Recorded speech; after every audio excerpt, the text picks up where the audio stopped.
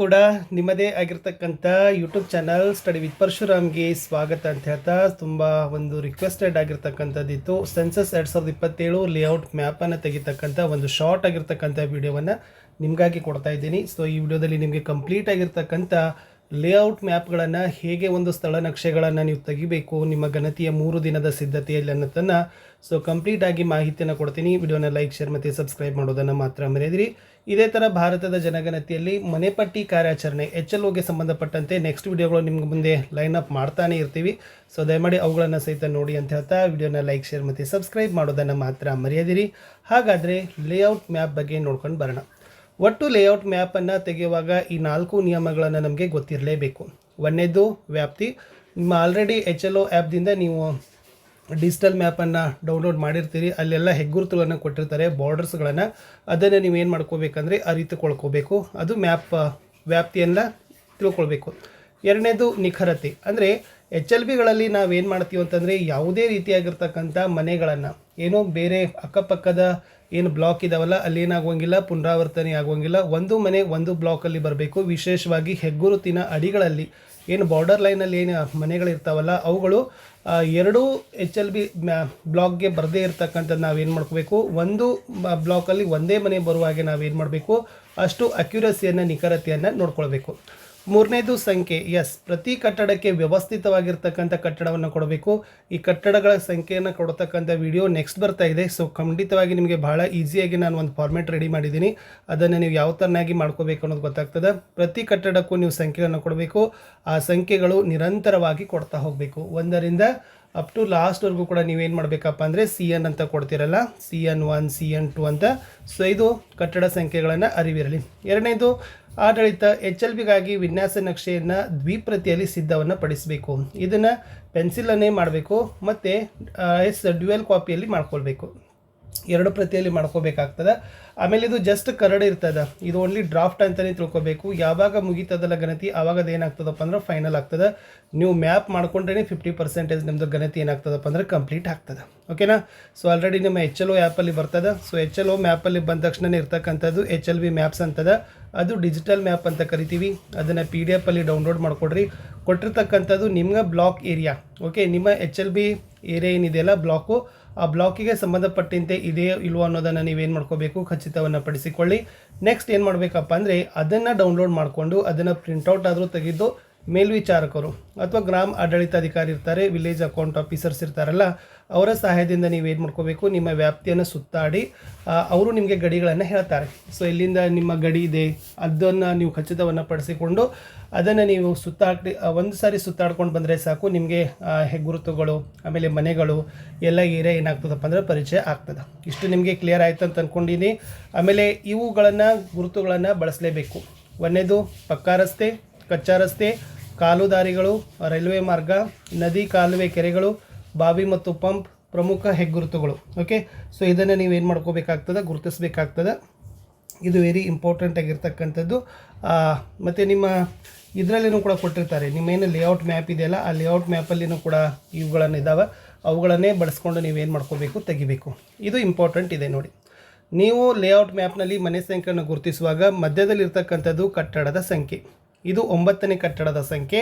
9ನೇ ಕಟ್ಟಡದ ಸಂಖ್ಯೆಯಲ್ಲಿರ್ತಕ್ಕಂಥದ್ದು ಕೆಳಗಡೆ ಇರ್ತಕ್ಕಂಥದ್ದು ಜನಗಣತಿ ಮನೆಗಳ ಸಂಖ್ಯೆ 2. ಓಕೆನಾ? ಇದು ಕಟ್ಟಡದ ಸಂಖ್ಯೆ, ಇದು ಜನಗಣತಿ ಮನೆ ಸಂಖ್ಯೆ. ಇದು ವಾಸ ಇತ್ತಂದರೆ ಅಷ್ಟೇ ನಾವೇನು ಮಾಡ್ತೀವಿ, ಖಾಲಿ ಅಂತ ಬರಿತೀವಿ, ವಾಸಕ್ಕಾಗಿರ್ತಕ್ಕಂಥ ಮನೆಗಳು. ಇನ್ನು ಇದು ವಾಸೇತರ ಅಂತ ಕರೀತಾರೆ. ಓಕೆ, ಸೊ ವಾಸೇತರಗಳನ್ನು ನಾವೇನು ಮಾಡ್ತೀವಿ, ಅಡ್ಡ ಹಾಕ್ತೀವಿ, ಅದರಲ್ಲೇನೂ ಕೂಡ ಮನೆ ಸಂಖ್ಯೆಗಳನ್ನು ಬಳಸ್ತೀವಿ. ಓಕೆ, ಆಮೇಲೆ ಇದು ಪಕ್ಕಾ ಕಟ್ಟಡ ಇರ್ತದೆ. ಚೌಕ ಅಂತಂದರೆ ಪಕ್ಕಾ ಬರೆಸಬೇಕು, ತ್ರಿಕೋನ ಇತ್ತಂದರೆ ಕಚ್ಚಾ ಅಂತ ಬರೆಸಬೇಕು. ಜಸ್ಟ್ ಖಾಲಿ ಇತ್ತಂದರೆ ಅದು ವಾಸ ಅಂತ ತಿಳ್ಕೊಬೇಕು. ಅದನ್ನು ಅಡ್ಡಗೆರೆ ಹಾಕಿ ನಾವು ಡಾರ್ಕ್ ಶೇಡ್ ಮಾಡಿದ್ರೆ ಅದನ್ನು ಏನಂತ ಕೂದಬೇಕು, ವಾಸೇತರ ಅಂತ ಹಾಕಬೇಕು. ಇದನ್ನೇ ನೀವೇನು ಮಾಡಬೇಕು, ಲೇಔಟ್ ಮ್ಯಾಪ್ಗಳಲ್ಲಿ ಬಳಸ್ತಾ ಹೋಗಬೇಕು. ಓಕೆನಾ? ಸೊ ಒಳಗಡೆ ಅಂಕಿಗಳನ್ನು ಬರೆದ್ರೆ ಅದು ಕಟ್ಟಡದ ಸಂಖ್ಯೆ, ಅಂಕಿಯ ಹೊರಗಡೆ ಅಥವಾ ಕೆಳಗಡೆ ಬರೀತಾರಲ್ಲ ಅದು ಏನಾಗಿರ್ತದೆ, ಜನಗಣತಿ ಮನೆ ಸಂಖ್ಯೆಗಳು ಆಗಿರ್ತವೆ. ಇಲ್ಲಿನೂ ಕೂಡ ಅದನ್ನು ಏನು ಮಾಡಿದ್ದೀನಿ, ಕೊಟ್ಟಿದ್ದೀನಿ. ಅದನ್ನು ಚೆನ್ನಾಗಿ ನೀವು ಅರ್ಥಕೊಡ್ರಿ. ಓಕೆ, ನೆಕ್ಸ್ಟ್ ಮೂವ್ ಟು ಒಟ್ಟಾರೆ ಮ್ಯಾಪನ್ನು ತೆಗಿಲಿಕ್ಕೆ ಒಂದಿಷ್ಟು ಹಂತಗಳಿದ್ದಾವೆ. ಒಂದನೇದು ನಕ್ಷೆನ ಅರ್ಥ ಮಾಡಿಕೊಳ್ಬೇಕು. ನಿಮಗೆ ಚೆನ್ನಾಗಿ ನೀವು ಸೆನ್ಸಸ್ ಹ್ಯಾಂಡ್ಬುಕ್ಕನ್ನು ಓದ್ಕೊಡ್ರಿ. ಒಂದು ಸರಿ ಕುಂತು ಓದ್ಕೊಂಡಿದ್ರೆ ನಿಮಗೆ ಗೊತ್ತಾಗ್ತದೆ ಇನ್ನಷ್ಟು ಏನೇನು ಮಾಡಬೇಕು ಅನ್ನೋದನ್ನು ನಾನು ಕೂಡ ನಿಮಗೆ ಹೇಳ್ತೀನಿ, ಅದನ್ನು ಕೇಳ್ಕೊಡ್ರಿ. ಪ್ರದೇಶವನ್ನು ತಿಳ್ಕೊಳ್ಬೇಕು, ವ್ಯಾಪ್ತಿ ಅಂತ ಹೇಳಿದ್ದೀವಿ. ಓಕೆ, ಸೊ ನೀವು ನಿಮ್ಮ ಮೇಲ್ವಿಚಾರಕರ ಸಹಾಯದಿಂದ ಅಥವಾ ಗ್ರಾಮ ಆಡಳಿತಾಧಿಕಾರಿಗಳ ಸಹಾಯದಿಂದ ನಿಮ್ಮ ಬ್ಲಾಕ್ನ ಏರಿಯಾ, ಓಕೆನಾ, ಆ ವ್ಯಾಪ್ತಿ ಪ್ರದೇಶನ ಅರಿತುಕೊಳ್ಬೇಕು. ರಸ್ತೆಗಳನ್ನು ಬರಿಬೇಕು, ಕಚ್ಚಾ ರಸ್ತೆ, ಪಕ್ಕಾ ರಸ್ತೆ, ಕಾಲು ದಾರಿಗಳನ್ನು, ಓಕೆ, ಆ ಎಲ್ಲ ಹೆಗ್ಗುರುತುಗಳನ್ನು, ಲ್ಯಾಂಡ್ಮಾರ್ಕ್ಗಳನ್ನು ಇರಬೇಕು. ಕಟ್ಟಡಗಳನ್ನು ಗುರುತಿಸಬೇಕು. ನಿಮಗೆ ಗೊತ್ತಿದೆ ಫಸ್ಟ್ ಸ್ಟಾರ್ಟ್ ಮಾಡುವ ಹೊತ್ತಿನಾಗ ಎಲ್ಲಿಂದ ಮಾಡ್ತೀರಿ? ಎಸ್, ನಾರ್ತ್ ಈಸ್ಟ್ದಿಂದ ಸ್ಟಾರ್ಟ್ ಮಾಡ್ತಿರಲ್ಲ, ವಾಯವ್ಯದಿಂದ. ಓಕೆ, ಸೊ ಕಟ್ಟಡದಲ್ಲಿರ್ತಕ್ಕಂಥ ಗಣತಿಗಳನ್ನು ಸ್ಟಾರ್ಟ್ ಮಾಡುವಾಗ ನಾವೇನು ಮಾಡಬೇಕಪ್ಪ ಅಂತಂದರೆ ನಾರ್ತ್ ಈಸ್ಟ್ದಿಂದ ಸ್ಟಾರ್ಟ್ ಮಾಡ್ತೀರಿ. ಅಲ್ಲಿಂದ ನೀವೇನು ಮಾಡ್ಕೋಬೇಕಾಗ್ತದಪ್ಪ ಅಂತಂದರೆ ಗಣತಿಗಳನ್ನು ಪ್ರಾರಂಭವನ್ನು ಮಾಡಬೇಕು. ಅದು ಮೋಸ್ಟ್ ಇಂಪಾರ್ಟೆಂಟ್ ಆಗಿರ್ತಕ್ಕಂಥದ್ದು ಇದೆ. ಓಕೆನಾ. ಇನ್ನು ನೆಕ್ಸ್ಟ್ ನಿಮಗೆ ಮೋಸ್ಟ್ ಇಂಪಾರ್ಟೆಂಟ್ ಆಗಿರ್ತಕ್ಕಂಥದ್ದು ಏನಪ್ಪ ಅಂತಂದರೆ ಹೆಗ್ಗುರುತುಗಳನ್ನು ಬರಿಬೇಕು. ಅಲ್ಲಿರ್ತಕ್ಕಂಥ ಶಾಲೆಗಳಾಗಿರ್ಬೋದು, ಕಟ್ಟಡಗಳಾಗಿರ್ಬೋದು, ದೇವಾಲಯಗಳಾಗಿರ್ಬೋದು, ಓಕೆ, ಆ ಹೆಗ್ಗುರುತುಗಳನ್ನು ಬರಿಬೇಕು. ಅಕ್ಕಪಕ್ಕದ HLB ಬ್ಲಾಕ್ಗಳನ್ನು ಸಹಿತನೂ ಬರಿಬೇಕು. ಕ್ರಾಸ್ ವೆರಿಫಿಕೇಷನ್ ಬರೀ ಮಾಡಿದ್ ಕೊಡ್ರೆ ಕೆಲಸ ಆಗೋದಿಲ್ಲ. ಸೊ ಅದನ್ನು ಪದೇ ಪದೇ ನೀವೇನು ಮಾಡಬೇಕು, ಆ ಮ್ಯಾಪನ್ನು ಕ್ರಾಸ್ ವೆರಿಫಿಕೇಷನ್ ಮಾಡ್ತಾ ಹೋಗಿದ್ರೆ ಮಾತ್ರ ನಿಮ್ಗೆ ಏನಾಗ್ತದೆ ಅಂತಂದರೆ ಅರ್ಥ ಆಗ್ತದೆ. ಅದನ್ನು ನೀವೇನು ಮಾಡ್ಕೋಬೇಕಂದ್ರೆ ಅರಿತುಕೊಳ್ಬೇಕು. ನೆಕ್ಸ್ಟ್ ಲಾಸ್ಟ್ ಇದನ್ನು ಮೇ 16ಕ್ಕೆ ಫೈನಲ್ ಆಗೋದು. ಅಲ್ಲಿ ತಕೊಂಡು ಇದೇನಾಗಿರ್ತದೆ, ಕಚ್ಚಾನೇ ಇರ್ತದೆ.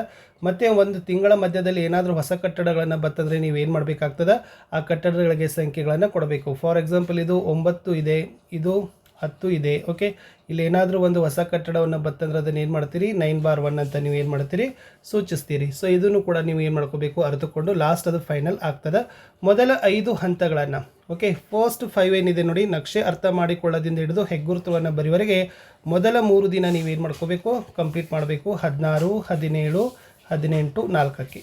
ಓಕೆ, ಇದು ಮನೆ ಪಟ್ಟಿ ಕಾರ್ಯಾಚರಣೆಗೆ ಇರ್ತಕ್ಕಂಥ ಮೊದಲ 3 ದಿವಸಗಳಲ್ಲಿ ನೀವು ಚೆನ್ನಾಗಿದ್ದನ್ನು ಏನು ಮಾಡ್ಕೋಬೇಕಂದ್ರೆ ಅರ್ಥ ಮಾಡ್ಕೊಳ್ಬೇಕು. ಇದು ಅರ್ಥ ಮಾಡ್ಕೊಂಡ್ರೆ ನಿಮ್ಗೆ ಏನಾಗ್ತದಪ್ಪ ಅಂತಂದರೆ ನಂತರ ಮ್ಯಾಪನ್ನು ಪ್ರಿಪೇರ್ ಮಾಡಿದರೆ ಸಾಕು, ಅರ್ಧ ಜನಗಣತಿನಿಂದ ಏನಾಗ್ತದಪ್ಪ ಅಂದರೆ ಕಂಪ್ಲೀಟ್ ಆಗಿ ಹೋಗ್ತದೆ. ಯಾಕಂದರೆ ಮೇನ್ ಸಮಸ್ಯೆ ಇರ್ತಕ್ಕಂಥದ್ದೇ ನಮ್ಗೆ ಏನಿದೆ ಅಂತಂದರೆ, ಎಸ್, ನಿಮಗೆ ಗೊತ್ತಿದೆ ವಾಯವ್ಯ ಆಗ್ನೇಯ, ಓಕೆ, ನಾರ್ತ್ ಈಸ್ಟ್ದಿಂದ ನೀವೇನು ಮಾಡ್ತೀರಿ ಅಂತಂದರೆ ಸ್ಥಳಗಳನ್ನು, ನಂಬರಿಂಗ್ಗಳನ್ನು, ನಿಮ್ಮ ಗಣತಿಗಳನ್ನು ನೀವೇನು ಮಾಡ್ತೀರಿ, ಪ್ರಾರಂಭವನ್ನು ಮಾಡ್ತೀರಿ ಅನ್ನೋದನ್ನು ನಿಮಗೂ ಕೂಡ ಗಣತಿಯಲ್ಲಿ ಏನು ಮಾಡಿದ್ದಾರೆ, ಹೇಳಿದ್ದಾರೆ. ಓಕೆ, ಇನ್ನು ನೆಕ್ಸ್ಟ್ ನೋಡೋದಾದರೆ ಮ್ಯಾಪ್ಗಳನ್ನು ಹಾಕ್ತಕ್ಕಂಥದ್ದು. ಈ ಥರ ನಿಮಗೆ ಒಂದು ಬ್ಲ್ಯಾಂಕ್ ಆಗಿರ್ತಕ್ಕಂಥ ಮ್ಯಾಪನ್ನು ನಿಮ್ಗೆ ಏನು ಮಾಡಿರ್ತಾರೆ, ಕವರ್ ಕೊಟ್ಟಿರ್ತಾರೆ. 2 ಪೇಜಸನ್ನು ನಿಮ್ಮ ಸೂಪರ್ವೈಸರ್ಗಳು ನಿಮಗೆ ಕೊಡ್ತಾರೆ. ಸೊ ಕೊಟ್ಟಿದ್ದ ನಂತರ ಫಸ್ಟ್ ಏರಿಯಾವನ್ನು ಗುರುತಿಸಬೇಕು. ಓಕೆ, ನಿಮ್ಮ ಬ್ಲಾಕ್ನ ಏರಿಯಾ. ಸೊ ಇಲ್ಲೆಲ್ಲ ಡಾಟ್ ಇದೆ ನೋಡಿ, ಇದೆಲ್ಲ ಏನು ಮಾಡಿದ್ದಾರೆ ಅಂದರೆ ಈ ಜನಗಣತಿಯ ಪ್ರದೇಶದ, ಓಕೆ, ಈ ಬ್ಲಾಕ್ನ ಏನು ಮಾಡಿದ್ದಾರೆ, ಏರಿಯಾವನ್ನು ಕೊಟ್ಟಿದ್ದಾರೆ. ಓಕೆ, ಸೊ ಫಸ್ಟ್ ಇದನ್ನು ಅಲಾಟ್ಮೆಂಟ್ ಮಾಡಿ ಗುರುತಿಸ್ಕೊಡ್ರಿ. ನೆಕ್ಸ್ಟ್ ಇಲ್ಲಿ ರಸ್ತೆಗಳನ್ನು, ಪಕ್ಕಾ ರಸ್ತೆಗಳನ್ನು, ಕಚ್ಚಾ ರಸ್ತೆಗಳನ್ನು ಅವ್ರು ಏನು ಮಾಡಿದ್ದಾರೆ, ಗುರುತಿಸಿದ್ದಾರೆ. ಸೊ ಪಕ್ಕದಲ್ಲಿನೂ ಕೂಡ ನೀವೇನು ಮಾಡಬೇಕು, ಈ ಕಡೆ ಯಾವ ಬ್ಲಾಕ್ ಅದ, ಈ ಕಡೆ ಬ್ಲಾಕು, ಈ ಕಡೆ ಬ್ಲಾಕು, ಈ ಕಡೆ ಬ್ಲಾಕು, ಅದನ್ನು ಬರ್ಕೊಡ್ರಿ. ಫಾರ್ ಎಕ್ಸಾಂಪಲ್ ಇದು 15 ಇದೆ ಅಂತ ತಿಳ್ಕೊಡ್ರಿ. ಓಕೆ, ಇದು ಪಕ್ಕದಲ್ಲಿ ಇರ್ತಕ್ಕಂಥ 16 ಇರ್ಬೋದು, ಇದು 14 ಇರ್ಬೋದು, ಇದು 13 ಇರ್ಬೋದು, ಇದು ಬೇರೆ ಯಾವುದಾದ್ರೂ 54, 55 ಕೂಡ ಇರ್ಬೋದು. ಅಲ್ಲಿ ನೀವೇನು ಮಾಡಬೇಕು, house block, okay, HLB 54, HLB 16, ಈ ಥರ ನೀವೇನು ಮಾಡಬೇಕು, ಪಕ್ಕದಲ್ಲಿನೂ ಕೂಡ ನೀವೇನು ಮಾಡಿ ಗುರುತಿಸಿ. ನೋಡಿ ಏನು ಬರೆದಿದ್ದಾರೆ, ನೀಡಲಾದ ನಕ್ಷೆಯನ್ನು ಉಲ್ಲೇಖಿಸಿ HLB ಗಡಿಗಳನ್ನು ಬರೀರಿ. ಫಸ್ಟ್ ನೀವು ಬರ್ತಕ್ಕಂಥದ್ದೇ ಇದೇ ಮಾಡಬೇಕು, ಗಡಿಗಳನ್ನು ಗುರುತಿಸಬೇಕು. ಎರಡನೇದು ರಸ್ತೆ, ಬೀದಿ, ನೈಸರ್ಗಿಕ ವೈಶಿಷ್ಟ್ಯಗಳ ಸ್ಥೂಲ ರೂಪರೇಷೆಗಳನ್ನು ಚಿತ್ರಿಸಿ. ಇದರಲ್ಲಿ ಏನು ರಸ್ತೆಗಳಿದಾವಲ್ಲ, ಬೀದಿಗಳಿದಾವಲ್ಲ, ಅದರಲ್ಲೇನು ದೇವಾಲಯಗಳು, ಶಾಲೆಗಳು, ಅವುಗಳನ್ನು ನೀವೇನು ಮಾಡಬೇಕು, ಹಾಕಬೇಕು. ಲಭ್ಯವಿದ್ದರೆ ರಸ್ತೆಗಳ ಹೆಸರುಗಳನ್ನು ಕಡ್ಡಾಯವಾಗಿ ಬರೀರಿ. ಫಾರ್ ಎಕ್ಸಾಂಪಲ್ ಇಲ್ಲಿ ಯಾವುದಾದ್ರೂ ಒಂದು ಹೈವೇ ಹೋಗಿತ್ತಂದರೆ, ರಸ್ತೆ ಹೋಗಿತ್ತಂದರೆ ಆ ರಸ್ತೆಯನ್ನು ಬರೀರಿ. ಓಕೆ, ಫಾರ್ ಎಕ್ಸಾಂಪಲ್ ಈ ಕಡೆ ಈ ಬ್ಲಾಕ್ ಏರಿಯಾ ಯಾರಿಗೆ ಸಂಬಂಧ ಇದೆ, ಸೊ ಅದನ್ನು ಕೂಡ ನೀವೇನು ಮಾಡ್ಬೋದು, ಚಿತ್ರಿಸ್ಬೋದು. ಒಟ್ಟಾರೆ ಈ ಒಂದು ನಕ್ಷೆ ಫೆಬ್ರವರಿ 2027 ಜನಗಣತಿಗೆ ಮಾರ್ಗದರ್ಶಿ ಆಗಿದೆ. ಸೊ ಇದನ್ನೇ ಬಳಸ್ತಾ ಇರೋದ್ರಿಂದ ಇದೊಂದು ಮಹತ್ವದ ದಾಖಲೆ ಆಗಿರೋದ್ರಿಂದ ಕಡ್ಡಾಯವಾಗಿ, ಸ್ಥೂಲವಾಗಿ, ಸ್ಫುಟವಾಗಿ, ತಪ್ಪಿಲ್ಲದಂತೆ ರಚನೆ ಮಾಡ್ತಕ್ಕಂಥದ್ದು ಗಣತಿದಾರರ ಕೆಲಸ ಆಗಿದೆ. ಓಕೆನಾ. ಎಸ್, ಸೊ ಫಸ್ಟ್ ನಾನು ಹೇಳಿದ್ದೀನಿ ವಾಯವ್ಯದಿಂದನೇ ನೀವೇನು ಮಾಡಬೇಕು, ಪ್ರಾರಂಭವನ್ನು ಮಾಡಬೇಕು. ಸೊ ಫಸ್ಟ್ ಗಣತಿಯನ್ನು ಮಾಡ್ತಕ್ಕಂಥದ್ದು ವಾಯವ್ಯದಿಂದ ಪ್ರಾರಂಭ ಮಾಡಬೇಕು. ಲಾಸ್ಟ್ ಮುಗಿಸಿ ಎಲ್ಲಿಗೆ ಮುಗಿಸಬೇಕು, ಆಗ್ನೇಯ ಮೂಲೆ ಕಡೆಗೆ ಚಲಿಸಬೇಕು. ಓಕೆ, ಸೊ ನೀವು ಅಲ್ಲಿಂದ ವಾಯವ್ಯದಿಂದ ಪ್ರಾರಂಭ ಮಾಡಿ ಆಗ್ನೇಯವರೆಗೂ ಕೂಡ ನೀವೇನು ಮಾಡಬೇಕು, ನಂಬರಿಂಗ್ಗಳನ್ನು ಕೊಡಬೇಕು. ಇಲ್ಲಿ ಫಸ್ಟ್ದಿಂದ ಸ್ಟಾರ್ಟ್ ಆಗಿದೆ. ಓಕೆ, ಎಷ್ಟು, ಇದು ಸ್ಟಾರ್ಟಿಂಗ್ ಪಾಯಿಂಟ್, ಇಲ್ಲಿ ಬರೀಬೇಕು, ಪ್ರಾರಂಭ ಅಂತ ಬರೀತೀರಿ ಅಥವಾ ಸ್ಟಾರ್ಟಿಂಗ್ ಪಾಯಿಂಟ್ ಅಂತ ಬರೀತೀರಿ. ಓಕೆ, ಇಲ್ಲಿ ಲಾಸ್ಟ್ ಇರ್ತಕ್ಕಂಥದ್ದು ಆಲ್ಮೋಸ್ಟ್ 43, ಇಲ್ಲೊಂದು 44 ಇದೆ ಅಂತ ಅಂದ್ಕೊಂಡಿದ್ದೀನಿ. ಅದು ಏನಾಗಿರ್ತದಪ್ಪ ಅಂದರೆ ಎಂಡಿಂಗ್ ಪಾಯಿಂಟ್ ಅಂತ ಬರೀರಿ. ಪ್ರಾರಂಭ ಮತ್ತು ಮುಕ್ತಾಯ ಎರಡನ್ನೂ ಕೂಡ ನೀವೇನು ಮಾಡಬೇಕು, ಬರಿಬೇಕು. ನೋಡಿ ಇದು ಪಕ್ಕಾ ಮನೆ ಇದೆ. ಓಕೆ, ಒಂದಾದ ನಂತರ ಪಕ್ಕ ಆದ ನಂತರ 2. ಇಲ್ಲಿ ಏನು ಮಾಡಿದ್ದಾರೆ ಅವರು, ಎರೋ ಮಾರ್ಕ್ ತೋರಿಸಿದ್ದಾರೆ. 2 ಆತಂದರೆ ಮತ್ತೆ ಏನು ಮಾಡಿದ್ದಾರೆ, 3ಕ್ಕೆ ಬಂದಿದೆ. ಸೊ ಇಲ್ಲಿ ನೀವು ಏನು ಮಾಡೋದು, ಪ್ರತಿ ಒಂದು ಕಟ್ಟಡದಿಂದ ಒಂದು ಕಟ್ಟಡಕ್ಕೆ ಏನು ಮಾಡ್ಬೋದು, ಎರೋ ಮಾರ್ಕ್ಗಳನ್ನು ತೋರಿಸ್ತಾ ಹೋಗ್ಬೋದು. ಮೊದಲ ಮನೆ 2, 3, 4. ಒಟ್ಟಾರೆ ಈ ಮನೆಗಳೇನಾಗಿರ್ಬೇಕಪ್ಪ ಅಂದರೆ ಸರ್ಪಾಕಾರದಲ್ಲಿ ನೀವು ಮನೆಗಳಿಗೆ ನಂಬರಿಂಗ್ಗಳನ್ನು ಮಾಡ್ತಕ್ಕಂಥದ್ದು. 1 2 3 4 5 6 7 8 9 10 11 12 13 14 15 16 17 18 19 20. ಓಕೆ, ಸೊ ಇಲ್ಲಿ 20 ಆದ ನಂತರ ಮತ್ತೆ 21 22 23 24. ಇಲ್ಲಿ 24 ಬಂದ ಕೂಡಲೇ ಮತ್ತೆ ಏನು ಮಾಡಿದ್ದಾರೆ ಅಂತಂದರೆ ಈ ಕಡೆ ಬಂದಿದ್ದಾರೆ ಅವರು. ಎಸ್, 31 32 33 38 35 ಈ ಕಡೆ ಮತ್ತೆ ಮನೆಗಳಿದ್ದಾವೆ.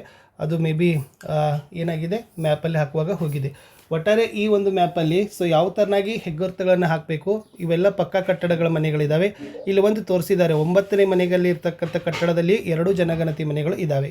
17ನೇ ಕಟ್ಟಡ ಸಂಖ್ಯೆಯಲ್ಲಿರ್ತಕ್ಕಂಥ ಜನಗಣತಿ ಮನೆಗಳು 4. 20ನೇ ಕಟ್ಟಡದಲ್ಲಿರ್ತಕ್ಕಂಥ ಜನಗಣತಿ ಮನೆ 2. ಓಕೆ, ಸೊ ಈ ಥರ ನೀವು ಏನು ಮಾಡಬೇಕಾಗುತ್ತದಪ್ಪ ಅಂದರೆ ಚಿತ್ರಣವನ್ನು ಮಾಡಿದರೆ ಸೊ ಖಂಡಿತವಾಗಿ ನಿಮ್ಗೆ ಏನಾಗ್ತದಪ್ಪ ಅಂತಂದರೆ ಯೂಸ್ ಆಗ್ತದೆ. ಸೊ ಈ ಥರನಾಗಿರ್ತಕ್ಕಂಥ ಲೇಔಟ್ ಮ್ಯಾಪ್ಗಳನ್ನು ನೀವೇನು ಮಾಡಬೇಕು, ಹಾಕಬೇಕು. ಸೊ ಒಟ್ಟಾರೆ ನಿಮಗೆ ಅನಿಸುತ್ತೆ, ಸೊ ನಾವು ಕೊಟ್ಟಿರ್ತಕ್ಕಂಥ ಏರಿಯಾಗಳನ್ನು ಇದನ್ನು ಚೆನ್ನಾಗಿ ನೀಟಾಗಿ ಈ ಥರನಾಗಿರ್ತಕ್ಕಂಥ ಗಣತಿಯ ಮ್ಯಾಪನ್ನು, ಸೊ ಲೇಔಟ್ ಮ್ಯಾಪನ್ನು ರಚನೆಯನ್ನು ಮಾಡಿದರೆ ಖಂಡಿತವಾಗಿ ನಿಮ್ಗೆ ಏನಾಗ್ತದೆ, ಯೂಸ್ ಆಗ್ತದೆ. ನಿಮ್ಮ ಸೆನ್ಸಸ್ನ ಮಾಹಿತಿ ಪುಸ್ತಕವನ್ನು ಕೂಡ ತಾವು ಓದ್ಕೊಂಡು ಇನ್ನಷ್ಟು ಕನ್ಫರ್ಮ್ ಮಾಡ್ಬೋದು. ಎನಿ ಡೌಟ್ಸ್ ಇದ್ದರೆ ಕಮೆಂಟ್ ಮಾಡಿ ಅಂತ ಹೇಳ್ತಾ ವಿಡಿಯೋವನ್ನು ವಾಚ್ ಮಾಡಿದ್ದಕ್ಕೆ ಧನ್ಯವಾದಗಳು. Have a nice day. By.